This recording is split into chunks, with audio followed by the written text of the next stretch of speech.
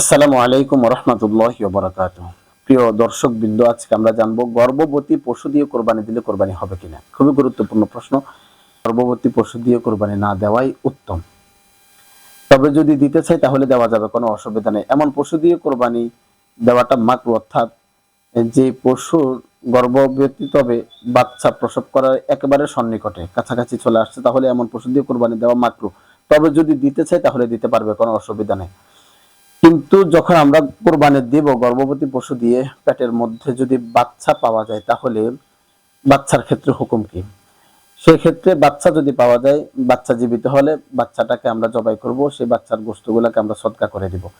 আর যদি মৃত হয় তাহলে ফেলে দিব। আর যদি আমরা কোরবানির পশু থেকে বা জবাই করার আগে বাচ্চা হয়ে গেছে, তাহলে এমন বাচ্চাটাকে আমরা কাউকে সদকা করে দিব, বাচ্চা রাখবো না, জীবিতই সদকা করে দিব। এটাই হলো উত্তম। আর যদি সদকা না করি তাহলে আমরা এই বাচ্চাটাকেও জবাই করতে পারবো, তার মায়ের সাথে জবাই করে এই বাচ্চার গোশতটাকে আমরা সদকা করে দিব।